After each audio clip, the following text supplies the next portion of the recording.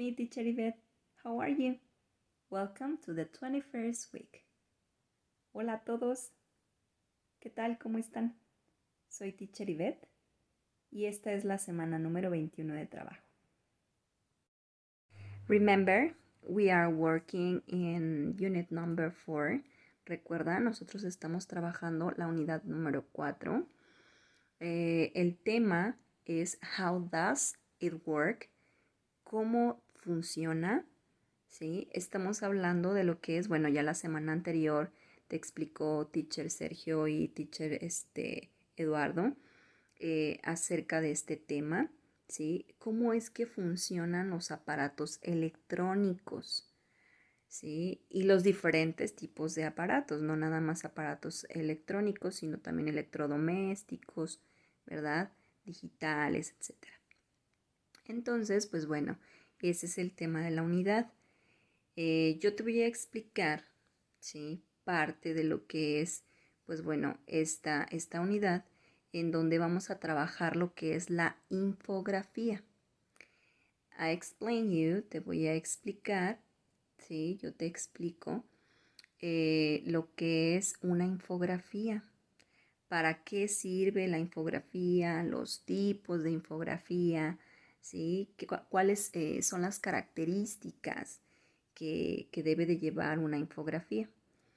Dentro de esta página donde empieza la unidad número 4, tú puedes observar los aprendizajes esperados, que bueno, tenemos que ir viendo poco a poco cada uno de ellos y pues llegar a nuestro producto final, que sería realizar una infografía. Pero pues vamos paso por paso. Primero te voy a explicar qué es una infografía. Nuestro aprendizaje esperado o learning goal, ¿sí? Sería de esta semana leer y entender información. Read and understand information. ¿Qué es la infografía? Es un diseño gráfico en el que se combinan textos y elementos visuales con el fin de comunicar información precisa sobre variadas temáticas, científicas, deportivas, culturales, literarias, etc.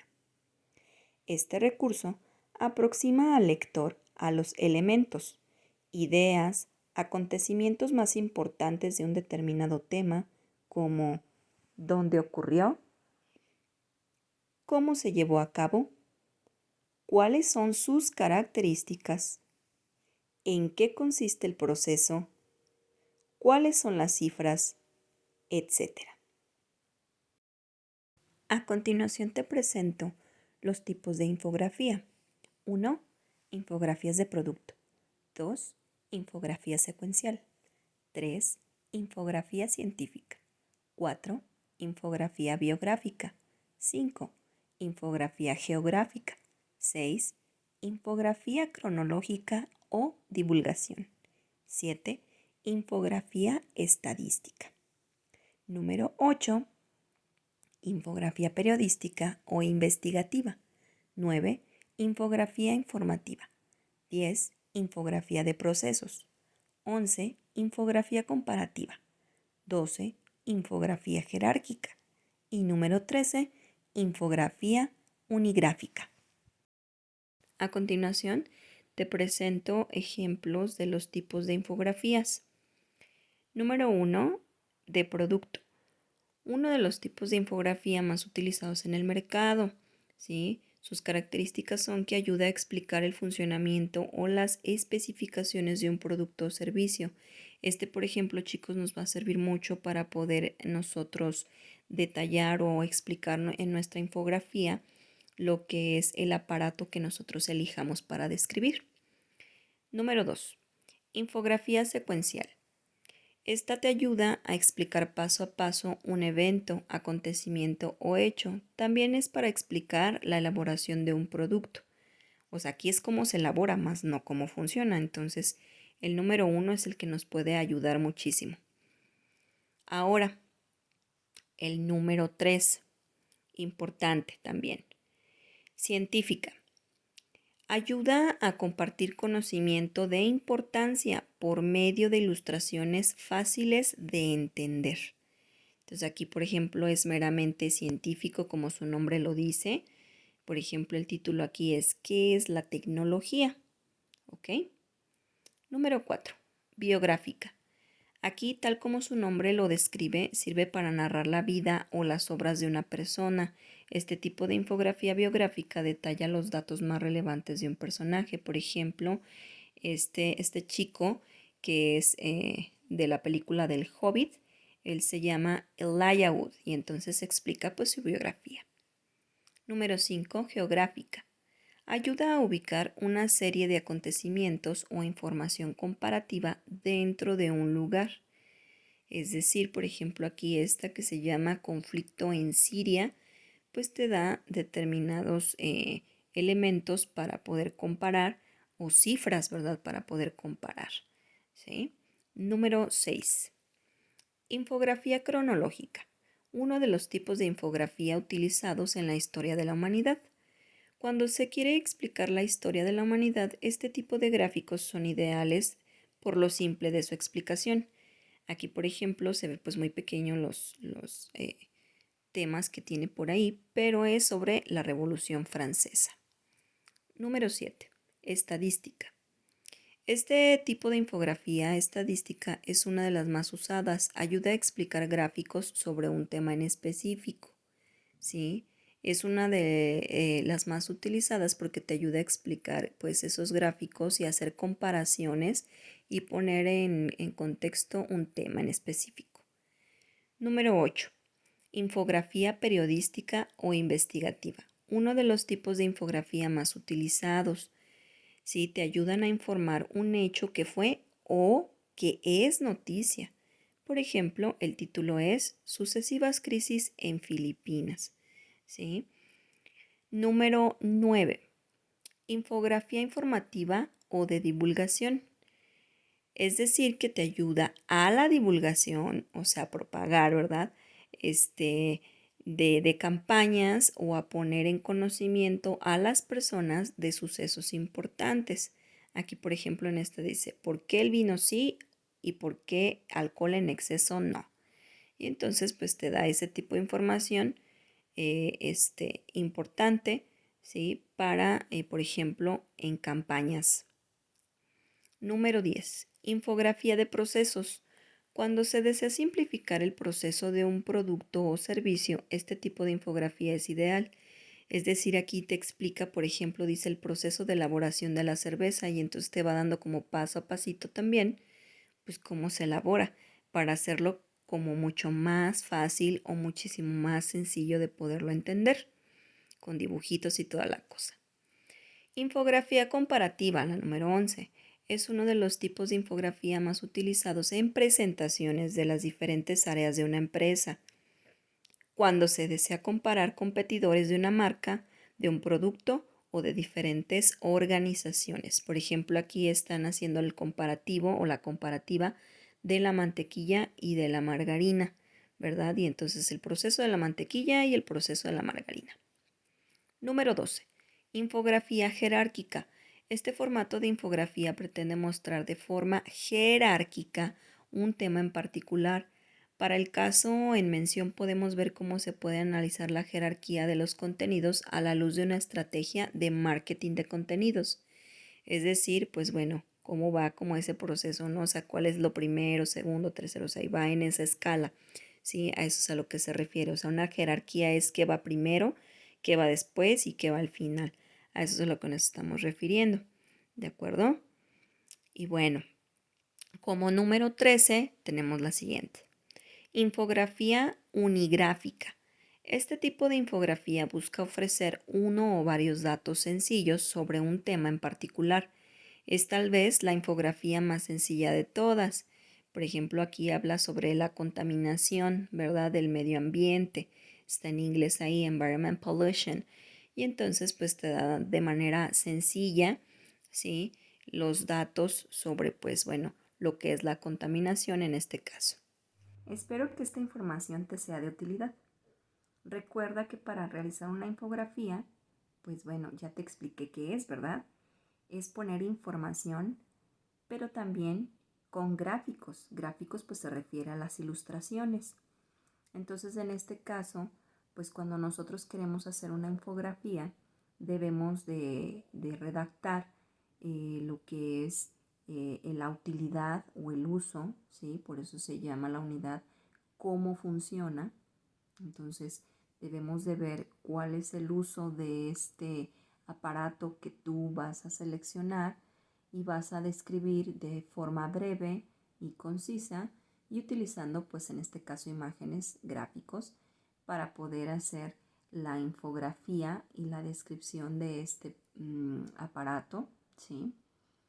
Y pues es muy importante que al momento de la redacción utilizamos lo que son también pues bueno los adjetivos, ¿sí? Adjetivos comparativos y adjetivos superlativos. Utilizamos también lo que son los verbos, ¿ok? Para poder redactar cualquier tipo de texto en inglés, requerimos de lo que son los verbos. Muy importantes, por cierto. Los verbos, bueno, en inglés sería verbs o action words, ¿sí? Que serían las palabras de acción. Recuerda que un verbo precisamente pues es una acción, entonces lo podemos llamar así, action word, o también lo podemos llamar verb, ¿sí? Cualquiera de las dos formas es correcta, entonces te comentaba que para poder redactar cualquier tipo de texto utilizamos lo que son los verbos, ya sea, pues bueno, utilizando en este caso lo que es el tiempo presente simple. Te voy a explicar qué es el presente simple, cómo es, por ejemplo, su estructura, ¿sí? Algunos verbos te los voy a poner por ahí, te voy a mencionar algunos para que puedas entender un poquito mejor cómo se utilizan o para qué sirven. Vamos a verlo. Presente simple. El presente simple expresa una acción habitual, es decir, hábitos y rutinas de la vida cotidiana. Número 1. I play football every week. Yo juego fútbol cada semana. El verbo está subrayado. Play significa jugar. We go to the park at the weekend. Nosotros vamos al parque el fin de semana.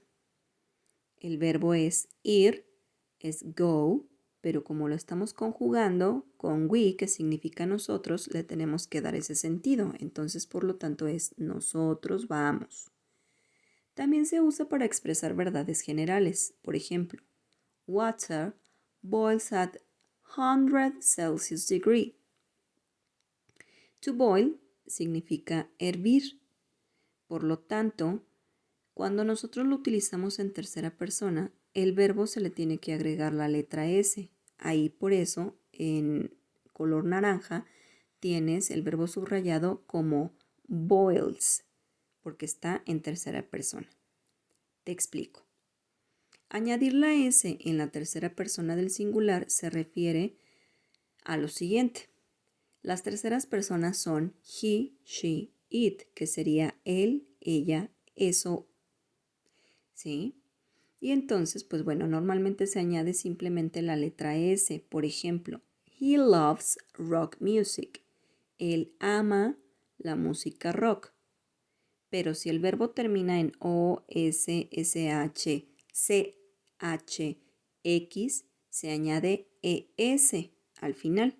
Por ejemplo, go, goes, miss, misses, wash, washes, catch, catches, fix, fixes. ¿Sí? Si pudiste observar, se agrega ES en esos casos. Ahora, aquí te viene una tablita pues un poquito más explicada, verbos que terminan en, y ahí te está diciendo S, Z, S, H, C, H, X, O, ¿sí? Se les agrega ES y ahí tienes algunos ejemplos. Teach, teaches, what, watches, do, does, go, goes. Y cuando tienes una consonante como lo que es la Y, esa Y se cambia por una I latina y se le agrega ES, por lo tanto queda en yes. Ahora, este presente simple de su forma afirmativa ahí te dice que la tercera persona, que es del singular he, she, it, lo que te estaba comentando, generalmente pues se le va a añadir la letra S al verbo para las oraciones afirmativas. Por ejemplo, she plays football. Ella juega al fútbol. Estás hablando de ella, el verbo por lo tanto debe de ir con la letra S, plays. Ahora ahí está un poquito mejor explicado. I play, you play, he plays, es tercera persona, she plays, it plays. Esos llevan la letra S, por eso está marcado como con un rosa más fuerte. Y abajo ya viene normal, ¿no? We play, you play, they play. Y viene en español, yo juego, tú juegas, etc. ¿De acuerdo? Ahora, una forma más explicadita también, que dice I, you, we, and they, ¿sí? Por ejemplo, llevan I drink water. Y es el mismo verbo, pero ahora con las terceras personas abajo, he, she, it, y es he drinks water. Si te fijas, en los de arriba, con I, you, we, they, no se le pone la letra S al verbo, sino nada más en el de he, she, it. ¿Sí? Ahí sí se le pone la letra S. Aquí, por ejemplo, tengo algunos verbos que ya sabemos con los pronombres personales I, you, we and they. Se quedan en esa forma, pero si fueran en tercera persona, pues se les agregaría la letra S, ¿verdad? Según sea el caso, ¿sí? Entonces, por ejemplo, aquí tenemos como cook, give, wash, drink, eat, walk, plan, run. Entonces, hay algunos en este caso, pues bueno, eso ya después entramos en detalle. Existen verbos regulares e irregulares. Chicos, este tema no es así tan fácil de explicar en 2, 3, 4 minutos. Entonces, pues bueno, sí te voy a pedir que nos veamos en nuestra transmisión que vamos a realizar, nuestra clase virtual, para poderte explicar mucho más a detalle de este tema que es el presente simple, ¿sí? Es muy importante porque de ahí parte el que puedas tú realizar esa explicación en inglés de manera escrita con lo que es el presente simple, o sea, cómo saber nosotros cómo redactar, ¿sí? Esa parte de cómo funciona un aparato electrónico o electrodoméstico, etcétera, ¿sí? Cómo explicar sus partes e ir detalladamente en cuestión gramatical, ¿sí? Entonces te comento, no es algo muy así que diga sencillo, no es fácil de explicar en pocos minutos, lleva un proceso un poquito más largo, entonces sí es necesario que nos veamos en nuestras clases virtuales para poderte aclarar todas las dudas que tengas referente al tema para poder llegar a ese producto final en determinado momento. También, hablando de eso, pues bueno, vamos a trabajar lo que son los adjetivos. Habíamos mencionado adjetivos comparativos y los adjetivos superlativos.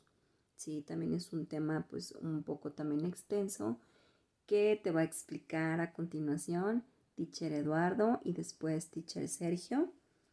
Y también pues bueno, como es un poquito aquí pues rápido, dentro de nuestras clases virtuales lo vamos a esclarecer, a explicar de manera más concisa, que sea para ti información factible y que pues también lo puedas entender, ¿verdad? Para poder desarrollar, te comentaba, el trabajo final de esta unidad número 4 ya posteriormente. Entonces, pues bueno, te voy a dejar con Teacher Eduardo y Teacher Sergio. Y al final de su participación de los teachers, te voy a explicar lo que es el reto de la semana. Pero sí, pues bueno, pon mucha atención a lo que te explicamos en esta ocasión y para que puedas contestar tu reto de la semana, ¿vale? Nos vemos. Te dejo con los maestros. Bye bye. Buenas tardes, chicos. Soy el teacher Eduardo Martínez y en esta ocasión les voy a explicar cuáles son los adjetivos comparativos que se utilizan en inglés. Ok, antes de comenzar, un adjetivo, recuerden, es el que describe, califica cómo es una persona, cómo es un animal o cómo es una cosa u objeto. Entonces, entendiendo ya que es un adjetivo, pues un adjetivo comparativo en inglés es el que compara una persona con otra persona, un animal con otro animal, un objeto con otro objeto. ¿Ok? Por ejemplo, yo puedo decir una frase que esté comparando dos cosas. Pueden ser diferentes o pueden ser iguales. Sería así: Michael Jordan es mejor basquetbolista que Kobe Bryant. ¿Ok? En esta frase, el comparativo sería es mejor que. Es mejor es el adjetivo que está utilizándose para comparar. ¿Qué estoy comparando en esta frase? A dos personas, Michael Jordan y Kobe Bryant. ¿Ok? Entonces, para poder comparar, se utiliza el adjetivo comparativo y la palabra que. Quedaría, es mejor basquetbolista que Kobe Bryant. Esa palabra que en inglés sería than, T-H-A-N. Voy a dar algunos ejemplos de cómo se pueden utilizar y cómo quedarían las reglas para adjetivos comparativos. Por ejemplo, para adjetivos cortos, por ejemplo, rápido, alto, pequeño, al final de su escritura en inglés se le agrega er. Fast es rápido. Si le agregamos er sería faster y sería faster significaría más rápido. ¿Ok? Para adjetivos que terminan en consonante, por ejemplo, fat, que significa gordo, como terminan en la letra T y es consonante, esta se duplica y aparte se les agrega er. Entonces sería fatter, que significa más gordo. Si yo nada más digo fat, es gordo. Si yo digo fatter, estoy diciendo más gordo.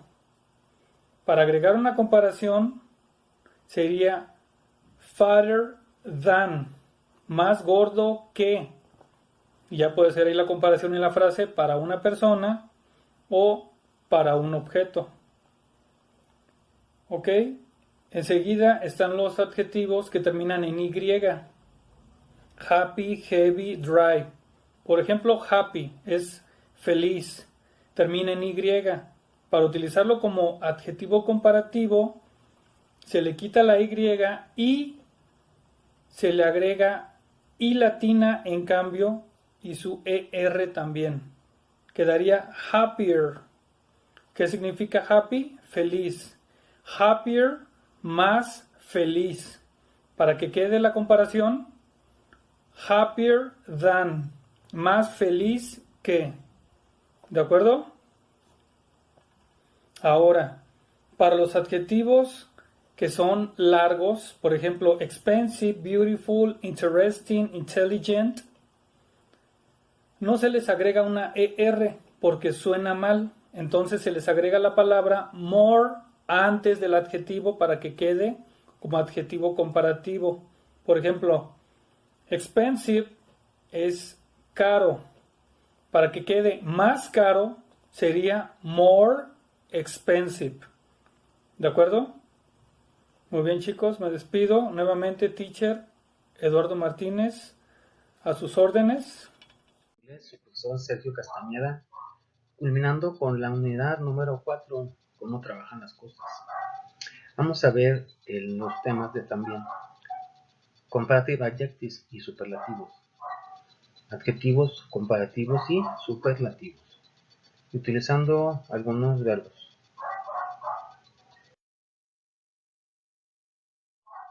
En esta parte vamos a ver algunos adjetivos. Vamos a repasarlos: old, viejo, new, nuevo, young, joven, tall, alto, big, grande, ugly, feo, thin, delgado, pretty, hermosa, fat, gordo, small, pequeño, short, corto, cheap, barato, expensive, caro, clean, limpio, modern, moderno, hot, caliente, comfortable. No es confortable, es a gusto, cómodo, ¿sí? Cómodo. Fast, rápido. En esta parte vamos a hablar de los adjetivos. Los adjetivos son los que te dicen cómo son las cosas, las características de las cosas. Por ejemplo, los que vimos ahorita. Viejo, nuevo. Entonces, los adjetivos de una sola sílaba y los adjetivos terminados en Y forman el comparativo er. Y agregando la palabra than. Por ejemplo, old, viejo. Ponemos older than. Le ponemos a old la palabra er, las letras er. Y than. Raúl is older than Luis. Raúl es más viejo que Luis. New. The car is newer than the other. El carro es más nuevo que el otro. Big, grande. The black dog is bigger than the brown dog. El perro negro es más grande que el café. Long, largo. The lawn is longer than the restaurant. The building. El edificio es más largo que el restaurante. Tall, alto. Laura is taller than her brother. Laura es más grande que su hermano.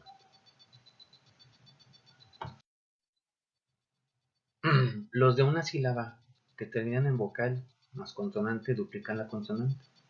Por ejemplo, big, grande. Le ponemos la doble G, le agregamos su terminación, bigger. R. The cat is bigger than the fish. El gato es más grande que el pescado. Fat, gordo. The dog is fatter than the pig. El perro es más gordo que el cerdo. Otro punto. Los adjetivos terminados en Y cambian la Y por I latín y se agrega er. Por ejemplo, happy, quitamos la I latina y le ponemos happier. Saúl is happier than Robert. Saúl es más feliz que Robert. Ugly, feo.